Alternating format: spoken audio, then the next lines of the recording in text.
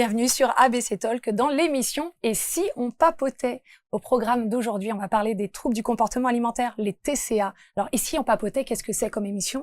C'était une émission où on va parler de nutrition, de santé, de problématiques féminines dans une ambiance détendue, dans des canapés, avec des fantastiques invités. Alors aujourd'hui, on parle d'anorexie. Pourquoi? On rappelle que l'anorexie mentale est un trouble alimentaire qui va concerner en France à peu près 1,5% de la population féminine de 15 à 35 ans, ce qui va correspondre tout de même à 230 000 femmes à travers le pays. Ça va toucher les femmes majoritairement, mais aussi les hommes, on les oublie pas, avec un homme pour 9 femmes concernées. On a 2 fantastiques invités aujourd'hui. J'ai le plaisir de recevoir Alice Catelino. Bonjour. Coucou Sandra, ça me fait plaisir. Et on a ici aussi Inès François Adjout. Enchantée. Coucou Sandra, je suis très contente d'être là. Bon, alors petite présentation de ces superbes invités avec qui on va papoter en toute bienveillance, en toute liberté. Donc Alice Catelino, on rappelle que ton pseudo c'est Alice Cat Designer sur les réseaux sociaux, que tu es originaire de Paris, de Montpellier depuis 2015, hein, tu t'es installée là-bas. Tu as une multitude d'activités, une entreprise Digitali Company, consultante digitale, conférencière, chroniqueuse radio pour France Bleu Héros. Je vais m'arrêter là pour le moment. Je dirai d'autres choses après. Et puis, pour ce qui est d'Inès, donc 28 ans, consultante en finance, ex-anorexique boulimique depuis 7 ans, enfin, tu vas nous en parler, en couple sans enfant, et tu as ouvert un compte qui s'appelle Lâche ton assiette, c'est sur Instagram, depuis le 4 janvier 2022, où tu parles de ces problématiques d'anorexie. D'ailleurs, Alice, pour revenir sur ton cas, toi, tu es née avec un handicap, avec 15 ans de rééducation, tu vas nous en parler, hein, justement. Tu as eu une adolescence traumatisante avec une transformation physique assez violente, un homme toxique, violent aussi, verbalement, essentiellement, une perte d'estime et de contrôle, ce qui t'a amené à l'anorexie, boulimie. Hein, d'ailleurs, on va parler d'anorexie, boulimie, pas que d'anorexie mentale. Et tu as mis aussi 7 ans à t'en sortir. C'est une coïncidence, mais toutes les deux, ça tombe sur 7 ans. Donc, ma première question que je vais poser à Alice, mais Inès, bien sûr, tu réponds, c'est comment ça a commencé? Alors, je crois que c'est une maladie qui commence avec des fusibles. C'est-à-dire qu'il n'y a pas une raison qui fait que, 2 raisons qui fait que, c'est un ensemble de conditions qui, ensemble réunies, c'est un peu comme les planètes. Quand elles s'alignent, eh ben, c'est très compliqué, mais il y a de fortes chances que tu puisses pas passer à côté. Donc, la première condition, par exemple, ça va être un terrain familial, où les remarques, même légères, les remarques autour de la nourriture sont régulières. Ah, tu t'es resservi.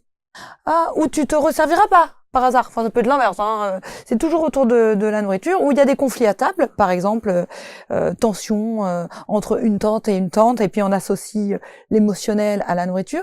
Ça peut être aussi regarder la télévision et oublier le sentiment de satiété. Au début, ça s'installe très légèrement. Donc ça, c'est le fusible numéro 1. Et puis après, tu as le fusible de la société. Tu as le fusible de la relation toxique, ou d'une amitié toxique, ou d'une trahison, ou d'un harcèlement au travail.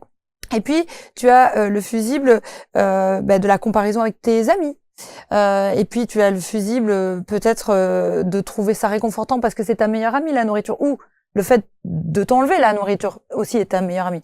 Donc voilà, pour moi, c'est des fusibles. Et quand il y en a 2, 3, 4, 5 qui sont enclenchés, cata. Et dans ces fusibles, il y a par exemple la relation toxique que tu avais avec ton conjoint. Absolument. Ça fait partie moi, ça a été tous ces fusibles.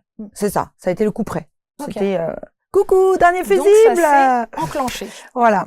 Et toi, c'était plutôt comment, Inès? Alors, c'est assez perturbant parce que quand tu as dit que tu avais eu besoin de 7 ans pour guérir, dans tout ce que tu as dit, je me suis beaucoup reconnue dans le parcours d'Alice parce que, pareil, en parlant de fusibles, moi, je sais que mes fusibles, effectivement, c'est l'environnement familial parce que moi, il y avait une grosse attention qui était portée sur le corps. Enfin, ma famille a toujours hyper commenté mon corps, et ma famille pas que proche aussi, les oncles, les tantes, quand tu les vois pas pendant 1 an, au lieu de te dire juste t'as grandi, on te dit aussi si t'as grossi. Donc moi, il y avait ça. Il y avait le harcèlement scolaire à l'école. On s'est beaucoup moqué de moi quand j'étais petite parce que j'étais en surpoids. En surpoids, ouais, voilà, exactement. Donc il y a eu ça. Et après, effectivement, un des facteurs les plus déclenchants, même chose. C'est pour ça que je dis c'est très perturbant. C'est pareil, j'ai eu une relation avec quelqu'un qui s'est très mal passé et où en fait quand on s'est séparés, j'ai hyper mal vécu la séparation. J'ai eu mon premier chagrin d'amour et en fait comme un jour ce garçon m'avait dit moi j'aime pas les filles grosses. Et ben en fait à cette époque-là, moi, j'étais pas grosse. Enfin, j'avais maigri, mais je l'ai compris. Ok, j'aime pas les filles grosses, donc si t'es la plus mince possible, bah en fait, je vais te re-aimer. Et c'est comme ça qu'en fait, je me suis lancée dans un régime hyper drastique. Et ce régime m'a menée vers l'anorexie petit à petit. Enfin, bon, ce serait long d'expliquer. On peut, oui, je vais te faire parler. Oui, voilà. Donc, en gros, c'est je suis mince, donc on va m'aimer. Ouais, c'est voilà. ça en fait. Et surtout, quand je suis grosse, on ne m'aime pas par rapport au harcèlement. Oui. Voilà. Donc les deux combinés. La première fois pour toutes les deux où ça a commencé, c'est-à-dire vraiment où vous vous êtes dit je suis malade, il y a un truc, ça va pas. Est-ce qu'il y a un événement qui te vient en tête, Alice? Ah oui, oui. Bah, alors, bon, déjà, comme Inès, pareil, les premiers régimes assez tôt, en fait. Moi, j'ai commencé à me dire qu'il faudrait que je me limite vers 13 ans. Hein. Donc, quand même. Alors, au début, c'était juste des petits régimes. C'était subtil. C'était subtil. Et puis après, c'était des phases de gloutonnerie, comme quand on est ado. Régime seul, jamais suivi. C'est toi qui prenais l'initiative. Oui, bien sûr. C'était, tiens, si je mangeais une carotte par jour. Enfin, c'est régime vachement... On juge pas. C'est vrai que quand on n'est pas bien... Bon, j'y arrivais pas parce que les parents, quand t'es ado, ils sont quand même là pour te faire manger. Mais donc là, pour moi, c'était pas encore un trouble du comportement alimentaire, c'était des expériences, des auto-expériences. Et c'est vrai que quand t'es ado, en plus en pleine croissance, c'est assez fulgurant. C'est-à-dire que dès que tu coupes un peu, tu maigris très vite. Dès que tu commences à faire des crises de gloutonnerie devant ta série préférée, tu grossis très vite. Mais c'est très fluctuant. Et puis là où vraiment j'ai compris que j'allais rentrer dans une maladie, j'ai rencontré, donc, dernier de mes fusibles, une fois que j'étais dans cette relation toxique, j'ai rencontré une fille qui me disait, mais je comprends pas pourquoi tu te fais autant de mal, à faire des régimes. Pourquoi tout simplement, tu gardes pas ce que tu manges? C'est beaucoup plus simple. Moi, je fais ça depuis 3 ans, c'est le bonheur. Et je fais, mais de quoi tu parles? Et elle m'apprend à me faire vomir. Et là, c'est le début du drame. Et voilà. Mais je le sais pas tout de suite. Je me dis, trop bien. Tu te dis, c'est la bonne idée. Génial. En fait, c'est ça. C'est, génial, elle m'a donné la meilleure solution. J'ai trouvé the solution, tu vois. Et donc, t'as commencé à te faire vomir. Ouais. Descente aux avec toutes les conséquences, on en parle juste après. Toi, est-ce que t'as un événement qui t'est dit, tu t'es dit, ça y est, c'est parti, je suis en train de rentrer dans quelque chose de pas bon. Effectivement, moi, pareil, plus jeune, comme j'étais en surpoids, en fait, je sais pas si c'était un trouble du comportement alimentaire, mais effectivement, j'avais des accès boulimiques quand j'étais petite, mais pas forcément avec vomissement, sport derrière, donc c'était plus de l'hyperphagie. Mais à ce moment-là, je me disais juste, je suis une fille gourmande, enfin, j'avais pas du tout intellectualisé la chose. Par contre, plus tard, quand finalement je suis tombée dans l'anorexie, au début, j'étais vraiment dans le déni, parce que je me disais juste, non, mais je suis en train de faire un régime pour perdre du poids. Sauf qu'à un moment donné, j'étais arrivée au poids que j'avais visé. Mais j'arrêtais pas ce régime, en fait. J'arrivais pas à revenir dans une alimentation, entre guillemets, normale. Et je continuais à maigrir. Et le moment où je me suis dit, ok, j'ai un problème, c'est quand vraiment, je me suis rendu compte que socialement, ça devenait compliqué pour moi. Enfin, dans le sens, si quelqu'un me proposait un resto, ça me faisait paniquer. Si on me servait quelque chose où, pour moi, il y avait un aliment qui allait au-delà de mes besoins caloriques, et ça me faisait paniquer. La nourriture prenait quand même beaucoup de place. Donc, c'est là que je me suis dit, ah ouais, il y a un problème et t'as vraiment un rapport un peu bizarre à ton poids, à ton alimentation. Mais ça a quand même mis du temps. Hein. Je pense que il y a bien fallu 6 mois avant que je sorte de cette phase. Tu comptais les calories. Tu avais peur. S'il y avait un peu de beurre, tu te disais oh là, ça y est, je vais tout exploser. Toi aussi, pareil. Vraiment la peur. Mais tout. L'entourage s'en rendait pas forcément compte. Je pense qu'ils s'en rendent compte, mais au début c'est subtil, Parce qu'on s'est caché, on devient les reines du camouflage de tout. Vous êtes des pros. Ah oui. De tout va bien, de tout va bien, non mais là je suis un peu barbouillée. Ouais, moi j'ai retrouvé même des messages que j'avais avec une amie. Bah du coup on n'est plus amis parce que à cause de ça, ça a créé plein de problèmes. Mais j'avais retrouvé des messages avec cette amie et effectivement elle me disait que j'avais un problème. Et moi en fait j'étais un peu dans le discours comme j'allais dire pas l'ego muscu mais un peu le message où toi tu dis que non en fait c'est moi qui suis dans la vérité, moi je fais attention à ma santé, moi je mange pas des cochonneries, moi je fais du sport, enfin tu dis tous les trucs que tu fais alors qu'au fond non tu comptes tes calories, tu manges pas voilà c'est ça. Donc, complètement enfermé dans ce truc. Alors il y a un moment il y a l'entourage qui alerte comme tu viens de le dire. Est-ce que toi Alice il y a eu vraiment une personne qui t'a fait remarquer, cette fameuse amie d'ailleurs qui t'a donné l'envie de te faire vomir? C'est toujours ton amie? Non. Non, en fait, c'est elle qui a coupé les ponts même, avec moi. Ah, pour quelle raison? Ça avait un lien je pense qu'elle allait mieux à un moment donné. Parce qu'elle était avant moi. Donc je pense qu'elle a eu sa phase et c'est elle qui a coupé les ponts. Mais je sais pas si aujourd'hui elle est guérie. Je n'ai aucune nouvelle d'elle. Bien, on la salue. Voilà, si jamais tu passes par là, moi je t'aimais bien, j'ai pas compris, tu vois. Et donc la première fois, alors moi c'est quelque chose qui m'intrigue et qui peut intriguer n'importe qui nous regarderait aujourd'hui. C'est la première fois où on se fait vomir. C'est horrible. Comment c'est possible ce geste? Alors je ne sais pas d'ailleurs comment tu pratiquais. Parlons, on est là vraiment pour papoter, parler des choses comme elles sont, crues. Tu mets quoi, les doigts Non, alors justement, alors comme c'était une grande professionnelle, elle m'a dit Alice, écoute, ne mets surtout pas tes doigts, tu risques d'avoir des bobos sur les phalanges, tu risques de t'abîmer les ongles. Il faut que tu fasses très attention parce que si tu te brosses les dents juste après, tu vas abîmer ton émail. Si tu veux conserver ton émail, alors je t'explique, elle avait un process doctorat. Et d'ailleurs, c'est important de rappeler effectivement que de se faire vomir avec toute l'acidité, ça a plein de conséquences. Ouais. L'anorexie n'est pas qu'une problématique de poids, il y a plein de conséquences pour la santé par la suite, moi, aujourd'hui, dont la décalcification, on va reparler d'ailleurs avec toutes les deux. Et donc elle m'avait expliqué qu'il fallait acheter une brosse à dents incurvée, parce qu'en plus les doigts ça va passer loin. La brosse à dents ça marche à tous les coups. Donc bon, moi j'ai essayé. Évidemment c'est contre nature, donc ça ne voulait pas. Bien sûr. Donc il fallait que je force, que j'essaye, que je retente, et je pleurais, ça marche pas, mais merde. Non mais c'est terrible. Non mais quand j'y pense, c'est voilà. Et au bout d'un moment ça finit par marcher. Et au début c'est dur parce que c'est pas un automatisme. Et il y a un moment où on sait tellement bien le faire que c'est sur commande, sans doigt, hein, sans rien du tout. Hein. Là je pourrais le faire maintenant là. Quasiment. Comme les mamans oiseaux. Ah parce que alors qu'on se le rappelle, quand même je le dis, je spoil un peu la fin de l'émission, mais les deux magnifiques invités qu'on a aujourd'hui sont sortis vraiment de l'anorexie. Mais là tu es en train de me dire Alice que là tout de suite, si tu voulais, il y a ça, c'est resté, c'est ancré. Non mais c'est dans le sens que j'ai dû développer par réflexe, c'est une musculature. Ça demande, ça demande un effort surhumain de vomir. Je sais pas si les gens ont déjà eu des gastro. Oui. Et en fait, le truc, c'est qu'en bas, ici, on a un petit clapet. Normalement, tout est fait pour que normalement on avale, pas que ça ressorte. Bon, cas de force majeure, si on a fait une indigestion, etc. Et il y a un moment, à force, le système inversé aussi fonctionne. Donc moi, sur commande, je pourrais sans brosse à dents, sans main, sans rien du tout. Et du coup, je suis aussi sujette maintenant aux remontées acides. Oui, les RGO, les reflux gastro-œsophagiens. Et donc je fais souvent des fibroscopies. J'étais chez l'ORL il y a 2 jours. J'ai, je pense, maintenant des conséquences dramatiques de ces années. Et d'ailleurs, c'est le but de l'émission aujourd'hui, c'est de rappeler que l'anorexie, au-delà du fait que c'est un mal-être, qu'il y a eu des fusibles qui ont sauté, il y a des conséquences après au long terme que on garde à vie. Donc c'est important. Toi, tu te faisais vomir aussi? Alors moi, je l'ai fait de temps en temps, mais c'était pas systématique. Moi, c'était pas tant ça ma technique. Moi, ma technique, c'était plus le fait des lendemains de crise me punir. Enfin, dans le sens, je vais pas manger pendant 48 heures ou je vais faire du sport, mais vraiment pas du sport en mode 1 heure de sport. Je vais faire 3 heures de sport. Je vais utiliser des laxatifs. Moi, c'était plus ça. Après, quand c'était vraiment trop douloureux, par contre, je me faisais vomir. Mais sinon, c'est vrai que je l'ai pas fait à outrance, les vomissements. Parce que justement, c'était compliqué et que j'ai jamais, mais tant mieux, hein, d'ailleurs, parce que je pense que ça aurait été encore plus dur de s'en sortir. Mais j'ai jamais, effectivement, réussi à faire en sorte que ce soit naturel. Enfin, mais j'ai essayé, hein, franchement, et je pense que toute ex-boulimique a dû se retrouver dans cette situation où elle essaye, mais c'est dur. Enfin, bon, bref. Donc, non, moi, c'était plus laxatif, sport, jeûne. Oui, plus sur le fait de dépenser ce que tu avais pu manger, éventuellement, laxatif avec tous les effets. Ah bah oui, je confirme. Bah, justement, quand t'as dit les conséquences, dis-nous justement ce que tu gardes peut-être d'ailleurs comme ça. Ouais, bah tout à fait. Bah moi, les grosses conséquences déjà, c'est sur les cheveux. Moi, j'ai beaucoup perdu mes cheveux pendant toute cette phase-là.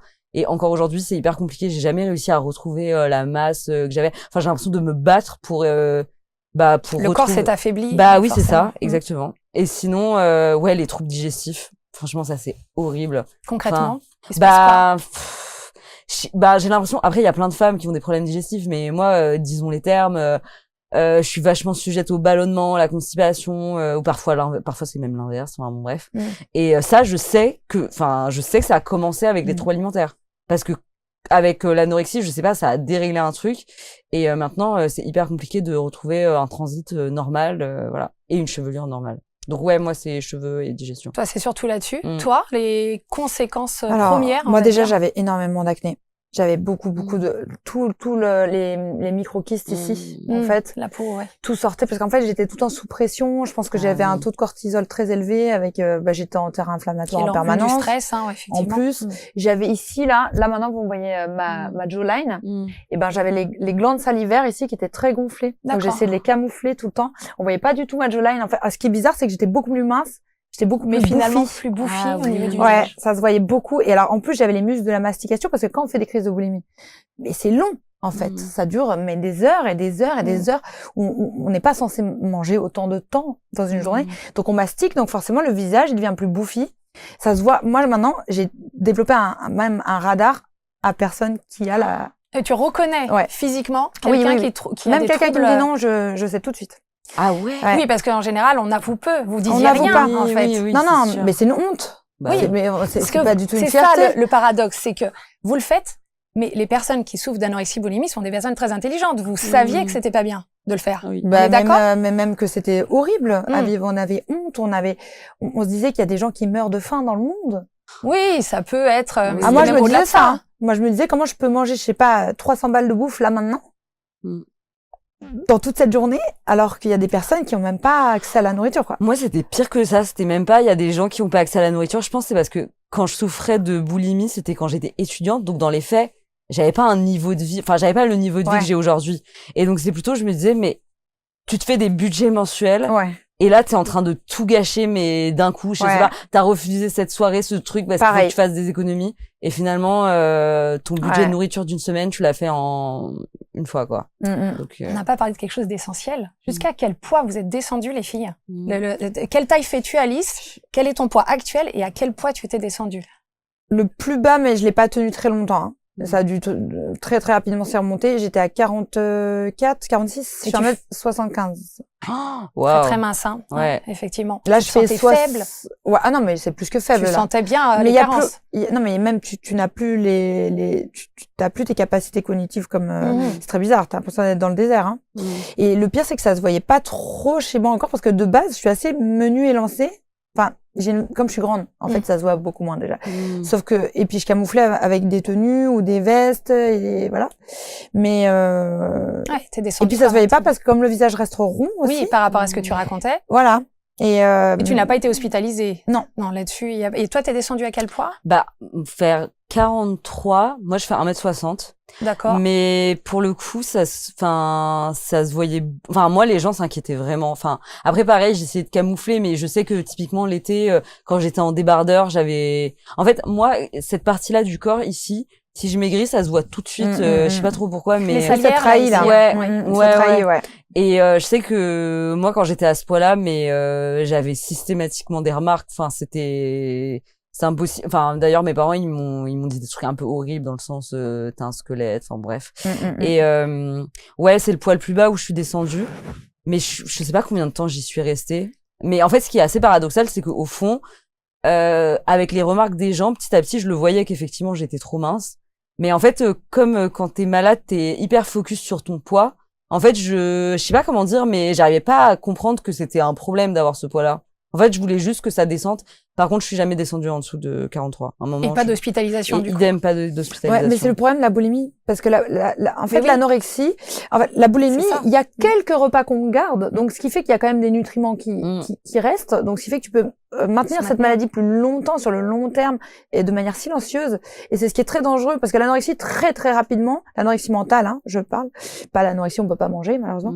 Les proches le voient tout de suite. La boulimie, franchement, on peut être des années boulimique. Oui, parce qu'on compense, effectivement. Oui, et c'est pour ça, quand tu as dit tes chiffres au début, c'est que l'anorexie mentale dont je parlais au début. En plus, hein, ouais. mais donc, je peux te dire que en répertorié déjà, on est à plus de 400 000 troubles comportementaux alimentaires. Si on parle de tout trouble comportement alimentaire, il y en a bien plus. Moi, aujourd'hui, qui en parle ouvertement sur mes réseaux, et j'ai des témoignages en permanence, et je pense que c'est pareil pour toi, je pense que c'est une femme sur 4 qui a un trouble de comportement alimentaire. Et puis, il y a toutes celles qui ne disent pas. Exactement. Non, mais vraiment, on parle d'un vrai sujet de société. Mais d'ailleurs, moi, c'est un truc que je trouvais hyper injuste parce que quand je souffrais d'anorexie, en fait, les gens se sont hyper inquiétés. Enfin, vraiment, j'ai été pas infantilisée, mais en fait, on s'est inquiété pour moi. On voulait vraiment que j'aille bien. Dès que je voyais des amis, tout de suite après, on m'envoyait un message, on me disait, oh, j'espère que tu vas aller mieux. Alors qu'on n'en parlait pas. C'est juste, ils avaient vu que j'avais beaucoup maigri. Ils avaient pas osé t'en parler en face à face. C'est ça. C'est ouais, après en face à face, ils en parlaient pas forcément, ou alors ils faisaient une petite remarque. Mais voilà. Mais après, ils en parlaient.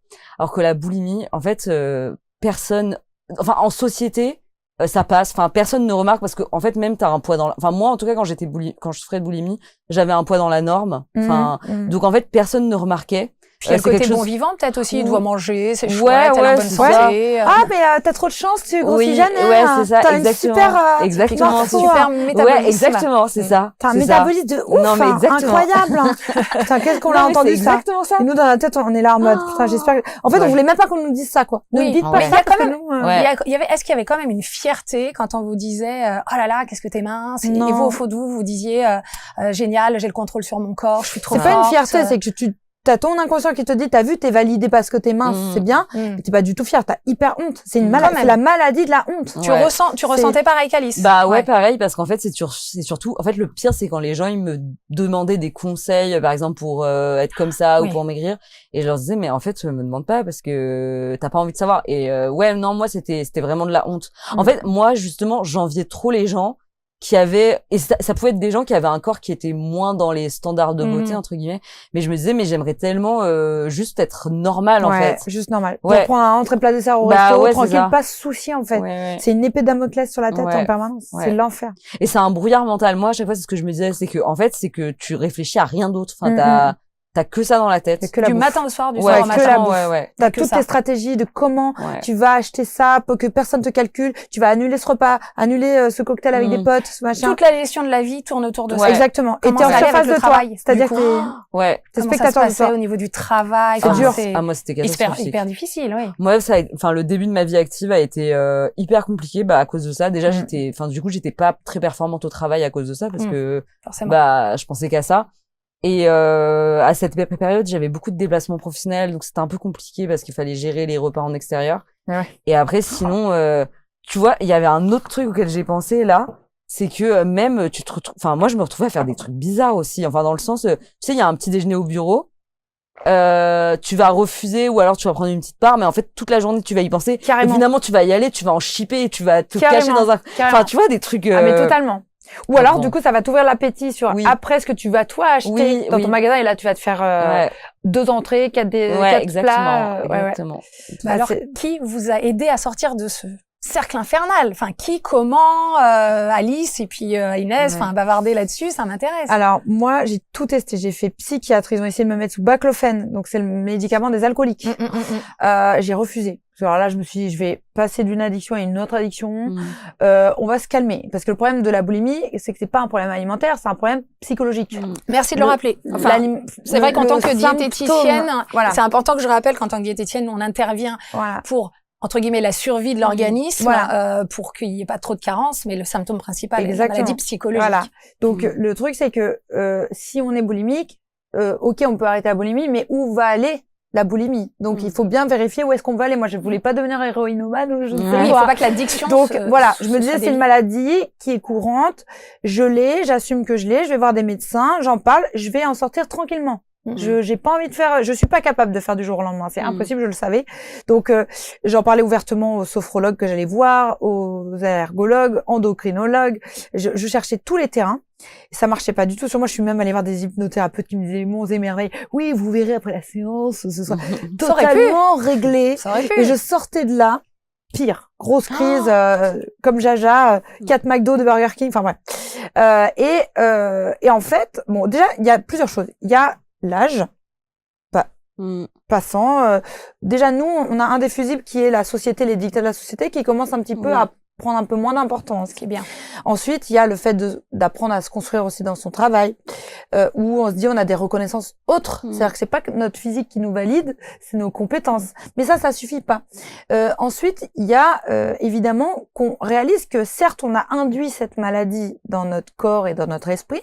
Au départ, on est entre guillemets responsable. Et en fait, à la fin, elle a pris le dessus sur nous. C'est-à-dire que c'est des mécanismes d'habitude qui prennent le dessus, physiologiquement parlant. C'est-à-dire qu'on commence à avoir des symptômes de manque, par exemple, de nourriture, alors que on a très bien mangé. Pourquoi on est obligé de continuer à manger alors qu'on a fait un repas normal avec sa mère, par exemple, une petite salade César. On sort du repas et ça crée la crise. Alors que c'était pas du tout prévu. Et donc, voilà, tout ça est là. Et je vais tomber, moi, sur une vidéo YouTube qui m'a sauvé la vie. C'est Audrey, Parigina Biosanté. Qui est la première youtubeuse que j'ai vue parler ouvertement comme on le fait aujourd'hui, dans le détail, précisément, comment arriver ces crises, etc. Et je me suis dit, oh, je suis pas seule. Oh, je suis malade. Et là, j'ai enlevé déjà tout le premier poids de la honte, il est parti. J'ai dit, j'ai une maladie. Ok, c'est moi qui ai mis la brosse à dents au début. Mais là, en fait, moi qui, ça y est, je suis bien dans ma vie, j'ai un travail, tout va bien. En fait, j'ai aucune raison de faire une crise. Et ben, la maladie, elle est encore là, physiologiquement parlant. Et quand j'ai commencé à accepter que j'avais une maladie, et Audrey disait très justement, mais dites à vos proches que vous avez besoin de faire votre crise. Et ben le fait qu'elle me dise que j'avais le droit de dire aux proches que je devais faire ma crise, mon cerveau déjà a dit ah ben c'est plus interdit, j'ai le droit de le faire. Et ben le cerveau quand il a droit, ça l'intéresse plus. Voilà. Ah, ça, c'est comme un enfant, hein. On lui dit, ne touche pas ça, il a qu'une envie, c'est d'y toucher. Le cerveau, il fonctionne comme ça. Ah, donc moi, c'est une youtubeuse. Donc, c'est une youtubeuse. Pourquoi pas? À la limite, hein. Et l'acceptation. C'est, à mon sens, d'ailleurs, la problématique aujourd'hui, c'est qu'il y a pas suffisamment de professionnels qui sont formés. C'est surtout ça. C'est que t'es pas tombé, à mon avis, sur les personnes qui étaient suffisamment formées à l'époque, hein. Parce qu'on parle déjà, ça fait combien de temps que tu t'en es sortie, du coup? Alors, moi, je suis tombée anorexie. J'avais 19 ans.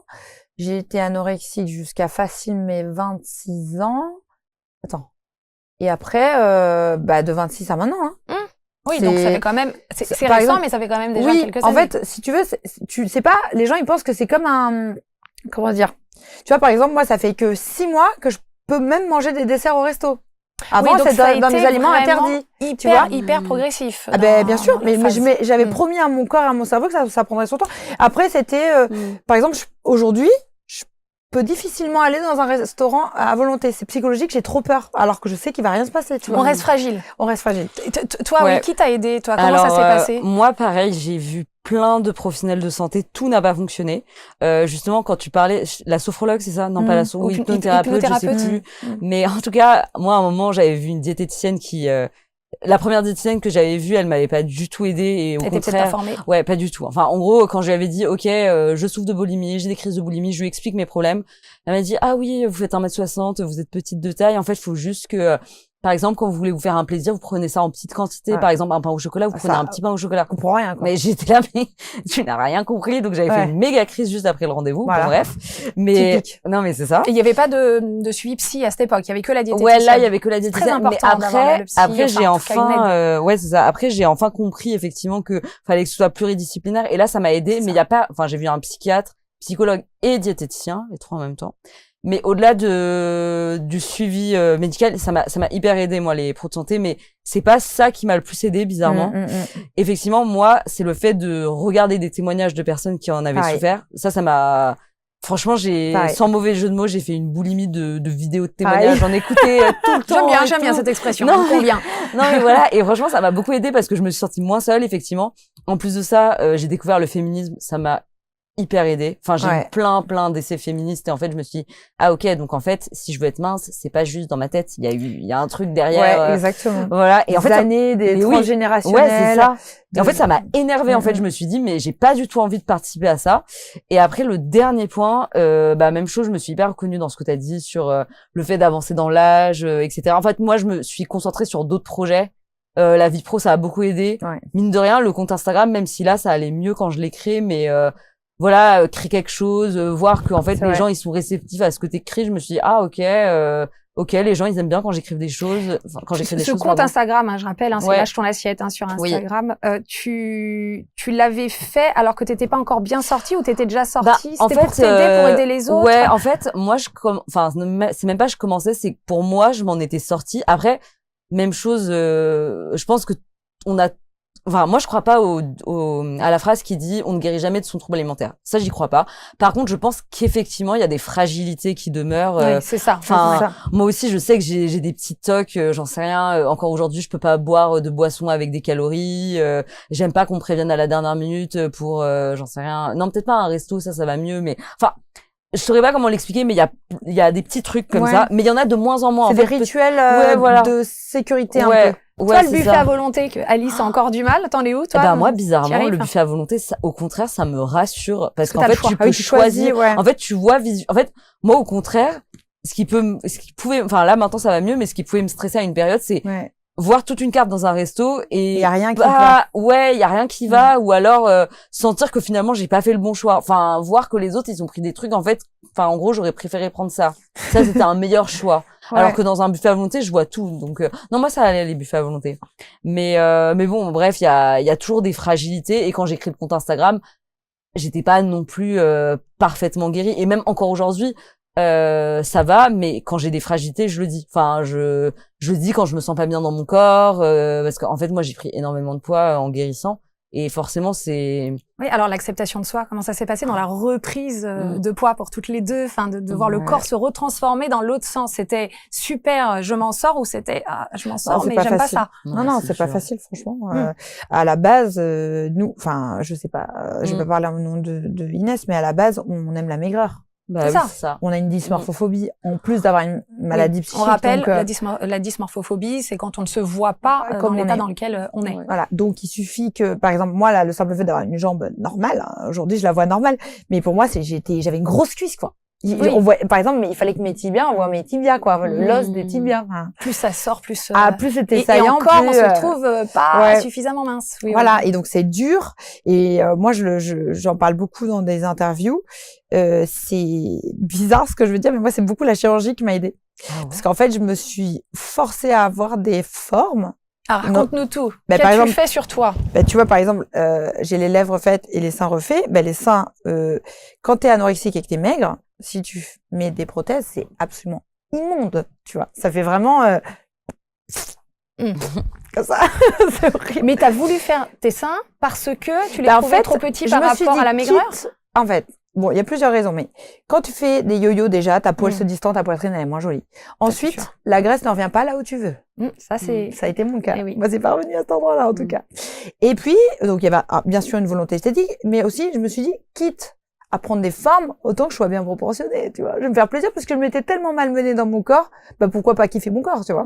Et j'ai dit, je préfère investir dans une chirurgie qui, certes, est un traumatisme pour mon corps, mais l'objectif, c'est pas d'en faire 14, je vais pas mettre 10 seins, je vais en mettre que 2, tu vois. Oui, tant qu'à faire. Mais l'objectif, c'est que, je me suis dit, ok, c'est peut-être un trauma de se faire ouvrir par un scalpel, etc. Bon, je vais éviter les détails, mais finalement, quand je vais me regarder dans un miroir, je vais dire, t'es quelqu'un quand même. Tu vois, et je veux poser un autre regard sur moi. Mais est-ce que tu n'aurais pas été quand même quelqu'un sans sans ces prothèses mammaires? Faut dire ce qui est. Oui, mais sauf que si tu veux, j'aurais jamais accepté de prendre des formes. Que là, je me suis dit, peu importe si je prends des cuisses, peu importe si je prends des mollets, des cuisses, peu importe si je prends, je sais pas moi, des dessous de bras, etc. On verra que mes seins. Donc, tu vois. Bon, ce qui ne veut pas dire quand même qu'on propose de faire de la chirurgie esthétique pour sortir de l'anorexie. Mais en tout cas, toi, ça a été une de tes béquilles. Exactement. C'était ma béquille. Il y a eu d'autres choses en chirurgie? Ouais, j'ai fait le nez, que j'ai refait 4 fois. C'était une catastrophe. Mais ça, c'était pas des problèmes de santé de base? Non. Ouais, c'est une très longue histoire. Mais je pense qu'il faut faire une autre émission. On fera une autre émission là-dessus. Je te ferai revenir. Voilà. D'accord, donc il y a ça en tout cas qui t'a remis en confiance. Toi, il y a pas de besoin d'artifice. Non, mais par contre, moi je maintiens que c'est hyper dur de prendre du poids parce que comme tu l'as dit, enfin nous en fait, ce qu'on aimait finalement c'était la maigreur.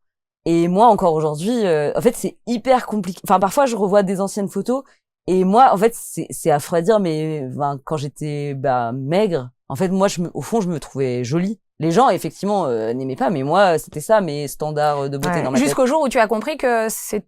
Est-ce que tu as compris que ce n'était pas beau ou c'est juste parce que tu savais que tu faisais du mal à la santé? Il y a un peu des deux. Je me suis rendu compte que au fond, c'était pas beau. Enfin, beau, après, oui, voilà. c'est tellement subjectif, la après, beauté. Oui, en fait, c'est même pas que je me faisais mal à la santé, c'est que je me rendais compte à quel point ça m'handicapait dans la vie. Enfin, que vraiment, ça m'empêchait de faire des choses. Et aujourd'hui, j'adore ma vie parce qu'effectivement, je m'empêche pas de faire des choses. Je m'empêche pas d'aller au resto, d'aller en vacances, d'aller en week-end, enfin bref. Mais par contre, c'est hyper dur de, effectivement, voir ces photos et me dire, ok, ce corps, je l'aimais au fond, mais en fait c'est un corps malade. Ouais, c'est ça, c'est un corps malade et en fait moi mon corps aujourd'hui je l'aime moins, mais en même temps il est en santé. Ouais voilà, c'est un corps, enfin et c'est dur de faire ce deuil. Et ça c'est très important pour moi de le rappeler à tous ceux qui nous regardent, que l'anorexie mentale, l'anorexie, boulimie, tous ces troubles du comportement alimentaire, ce sont des maladies. C'est pas juste un caprice quelconque. Ça, c'est important. Donc, c'est pour ça qu'il faut se faire aider. En l'occurrence, toutes les deux, le point commun, c'est que ça a été les réseaux sociaux, enfin d'autres personnes, pas forcément des professionnels du milieu, parce que vous êtes mal tombés, parce que c'était pas le bon moment. Bon, peu importe. Ce qui compte, c'est que vous en soyez sortis. C'est le principal. Et d'ailleurs, vous en parlez. Enfin, toi, je crois que tu en as parlé à un moment sur tes réseaux. Moi, j'ai commencé avec les réseaux comme ça. C'est comme ça que tu as commencé. Bon, voilà. Ça a été aussi très salvateur. Bon, voilà. Et j'espère que, au-delà des réseaux et de ce qu'on fait aujourd'hui, le but, c'est ne serait-ce de toucher qu'une personne qui se dise, tiens, je me reconnais, et on aura sauvé une personne. Si vous en sortez pas actuellement, on est là avec Inès et Sandra. Voilà, envoyez-nous des coms, on va vous aider. Alice Kite Designer sur Instagram. Lâche ton assiette sur Instagram. Voilà, je pense que vous recevez des messages privés, des témoignages, je suppose, c'est ce que tu as dû avoir, Inès, toi aussi. S'il y avait une phrase à dire pour aider la personne anorexique boulimique qui nous regarde là en ce moment, Alice, qu'est-ce que tu lui dirais? C'est qu'une question de temps, tu vas y arriver, prends ton temps. No stress, prends le temps qu'il faudra. C'est pas grave, c'est toi, tu demandes le temps, que tu as besoin. Prends ton temps. Y a pas, c'est bien tranquille. Ouais, prendre son temps, ne pas se mettre une pression supplémentaire. Voilà, exactement. Il y a déjà trop de pression dans cette maladie. Prendre son temps. Tranquille. Accepter, prendre son temps. Ça va prendre du temps, et tant mieux, parce qu'après, plus tu vas prendre ton temps et accepter et le faire bien comme tu le veux, tant pis si tu veux faire une crise, fais-la. Fais-la. Si tu te frustres à ne pas la faire, tu vas en faire une pire. Derrière, on le sait tous. Voire 4. Donc, fais-la. Et pendant que tu l'as fait, tu dis, cool, je m'autorise à faire cette crise, etc. Je sais qu'Alice, elle m'a dit, si j'accepte petit à petit, que je prends le temps, que je suis pas dans le déni, que j'en parle à des gens que j'aime, à des praticiens formidables comme Sandra, petit à petit, ça va le faire, mais tranquille. Pas de pression, parce que tu as déjà beaucoup de pression émotionnelle. C'est une maladie qui touche principalement les femmes intelligentes. Oui, je le rappelle. C'est prouvé, hein. Ah oui, c'est prouvé, je le sais. Avec des forts potentiels, forts QI, tout ça. C'est souvent donc, des femmes intelligentes. Donc, t'es très intelligente, bien quand je te le dis. conscience. Prends ton temps, voilà. Bon, merci Alice. Et toi, est-ce que toi, t'aurais une phrase, un conseil? En complément, moi, c'est surtout rappeler que, en fait, les personnes qui en souffrent, vous êtes pas seules. Enfin, je sais qu'on se sent hyper seul quand on souffre de ça, parce que personne n'en parle, c'est hyper tabou. C'est vraiment hyper tabou, surtout la boulimie. Mais vous êtes pas seul. Il y a plein de gens qui souffrent de ça. Donc, effectivement, trouver quelqu'un potentiellement à qui en parler, ça peut être hyper aidant. Et aussi, alors, tu vois, tu parlais du fait que c'est des gens intelligents. Il y a aussi une autre statistique sur les personnes qui souffrent de troubles alimentaires, c'est que c'est pas un cliché, c'est souvent des gens qui sont assez perfectionnistes. Et je sais qu'on peut être aussi perfectionniste dans la guérison, enfin se dire là j'ai envie de guérir, et en fait dès qu'on finalement fait un pas de côté, en fait on s'en veut, on se dit mais je suis trop nulle, voilà, je retombe malade. Mais en fait petit pas par petit pas, il y a pas de guérison parfaite. C'est pas grave si là tu penses encore à la nourriture, ou si là t'as encore une pensée qui te dit je suis trop grosse, faudrait que je maigrisse.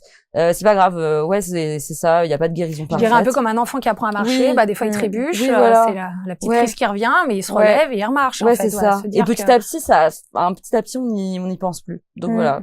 Ça va partir tranquillement. C'est vrai, hein. Notre cerveau, il est formidable, hein. Et après, on se dit quand ça va mieux.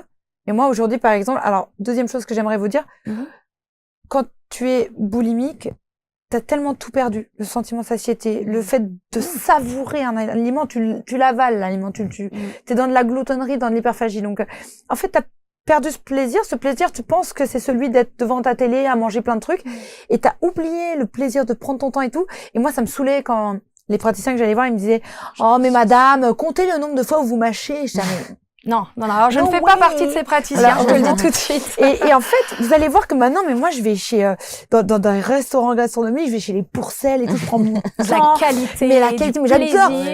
Quand il y a les 3 ou 4 euros, là, tu sais, dans la fiche, la fourchette, tu sais que ça veut dire que c'est un restaurant cher. Je dis, je vais le prendre encore plus cher, je vais prendre pire, moi. Elle va nous inviter, Alice, hein. Et je vais piquer dans mon truc.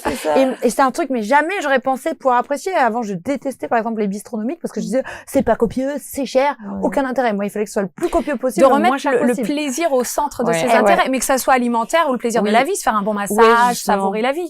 Oui, ça aussi, je voulais le dire. Effectivement, il y avait un autre truc, c'est que, souvent quand on souffre de troubles alimentaires, le projet de notre vie, c'est de maigrir.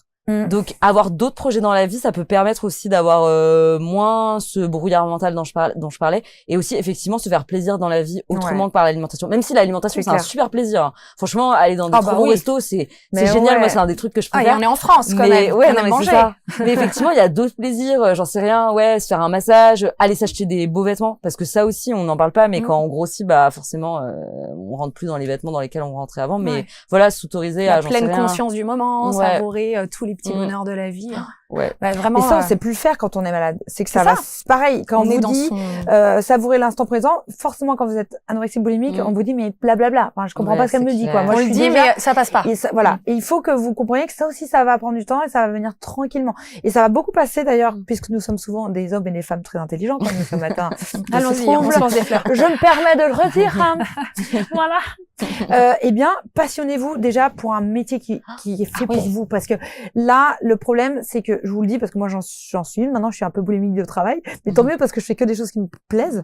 J'ai bifurqué. Mais vraiment, si ça va pas dans votre métier, dans la ville où vous habitez, avec le mec avec qui vous êtes ou la fille avec qui vous êtes, et qu'en plus vous avez ce trou, sortez déjà de tout ça. Enlevez ces critères-là. Faut avoir le courage de le faire. Hein, ça demande une énergie, effectivement. Petit à petit, mais petit à petit nettoyer. Voilà, vous nettoyez tous ces trucs-là, et après petit à petit la maladie elle va partir. Vous allez voir, elle va partir en dernier. Il faut enlever la toxicité, la toxicité de l'environnement autour de vous. Les filles, merci pour vos témoignages. J'ai envie de faire un petit jeu. Est-ce que vous connaissez le jeu du tu préfères?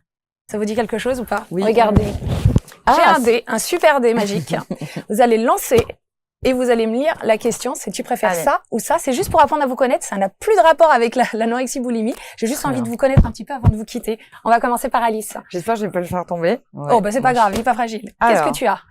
Savoir la date de son décès ou savoir de quoi on va mourir. Qu'est-ce que tu préfères? Alors, répète-le, qu'est-ce que tu préfères? La date de son décès ou savoir de quoi on va mourir? Ouais, de quoi je vais mourir, comme ça je ferai beaucoup plus, tu vois, si on me dit que je vais avoir un cancer des cartilages, et ben j'irai plus courir, je ne cours pas. Spoiler alerte. Alors, tu ne cours pas, et puis le cancer des cartilages, ça arrive pas tous les 4 matins, mais ok Alice. Voilà, on sait, et toi tu préfères savoir? Ouais, alors, la date c'est horrible. Ouais. Moi j'aurais dit la date justement. Ah ben j'avoue que j'aurais dit la date aussi. Je te dis demain. Oh my god. Bah alors je profite à fond, hein. Et moi, ce soir, grosse soirée. Moi, je veux qu'on me dise, buffet à volonté. Ouais, buffet à volonté, exactement. Horrible. Alors, et pour Inès? Ah bah, j'ai la même. Alors, on la refait, on en refait une autre. Oh! Bon, prends la couleur que tu veux, qui t'inspire. Alors, tu préfères vivre dans la maison de ses rêves dans un quartier qu'on n'aime pas, ok? Ou vivre dans une maison qu'on n'aime pas, mais dans un quartier de rêve? Alors, moi, c'est clairement, quoique. C'est hyper dur. C'est problématique, hein, tout ça. Bah, quand même, je pense que la maison de ses rêves dans un quartier qu'on n'aime pas. Parce que même si le quartier ça joue beaucoup, je me dis au pire je prends un vélo et je bouge dans le quartier que j'aime. Ah oui, tu t'en vas du quartier, Maline. Oui, ok. Pas bête. Parce qu'on passe quand même plus de temps chez soi. Enfin après c'est peut-être moi, hein, mais on passe quand même plus de temps chez soi que dans son quartier. Donc, bah, si tes voisins ils font plein de bruit, tu vois, parce que la maison tu peux prendre ton temps à la refaire après. Ouais, c'est vrai. Parce que il y a. Je sais pas s'il y avait ça dans l'option, Alice. Alice, elle a changé s'il y a ça dans Elle donne des options. Non, mais c'est vrai que s'il y a cette option, je préférerais avoir une maison que j'aime pas, mais dans un quartier de rêve. Hein. Ouais, voilà. Bon, ok, merci, ça me permet de vous connaître un petit peu plus. Yes. Vraiment, merci les filles. Alors, je rappelle quelques actus. Donc, pour Alice Cattelino, pseudo Alice Cat Designer sur les réseaux sociaux, qu'est-ce qu'on a comme actu? Eh bien, on a Alice bientôt sur la même chaîne, sur ABC Talk TV, pour une émission qui s'appelle ABC Talk Woman. Ça va arriver. J'en dis pas plus. Il faut suivre, hein, vous suivez. Il y a la sortie de ton livre en septembre. Oui. Je peux dire le titre? Oui. Solide? Oui. C'est ça. Ça parle de quoi? Ça parle de ma vie, de toutes ces épreuves qui nous arrivent et comment, pareil, avec du temps, avec des petits exercices, des petits tips, on peut faire preuve de résilience et transformer les épreuves en cadeaux. Et alors, les thématiques sont très vagues parce que je parle de mon handicap, je parle de relations toxiques, je parle évidemment des TCA, je parle des arnaques parce que je me suis fait beaucoup arnaquer. Hein. J'ai su. Voilà. Je parle du décès aussi parce que j'ai perdu un animal, mais ça peut marcher évidemment avec n'importe qui, n'importe quoi, et voilà. Donc, l'idée, c'est que vous deveniez votre propre game changer. Super, et puis tu sors aussi une émission. Je me fais pas de soucis pour toi avec Ariane Brodier. Oui. Où vous parlez de quoi dans cette émission? Eh ben, on parle des récits de vie un petit peu différemment que ce qu'on trouve dans d'autres formats un peu comme ça, talk, podcast, où souvent on va plutôt mettre en lumière la personne. Là, l'idée, c'est vraiment de prendre des gens qui, sur le papier, ont super réussi, et on va les gratter d'où ils viennent et comment ça se fait qu'aujourd'hui ils sont devenus ces gens-là. Donc, Voilà. que du positivisme tout le temps C'est ça. dans tes interventions. J'espère. Pour Inès, au niveau des actus, eh bien, c'est surtout qu'on continue de suivre sur lâche ton assiette. Yes. Tu continues à mettre. Alors, tu mets plutôt quoi, des reels, des. Alors, moi, c'est plutôt des reels. Je continue à essayer de témoigner et j'aimerais que ce compte continue à se développer. Mais pour l'instant, en fait, vu que j'ai un travail salarié à côté, je peux pas en parler. Mais ça va bouger cette année. Ok, on garde le secret. Voilà. Enfin, ça va arriver. Oui. Merci à vous de nous avoir suivis sur ABC Talk et à très bientôt dans Et si on papotait?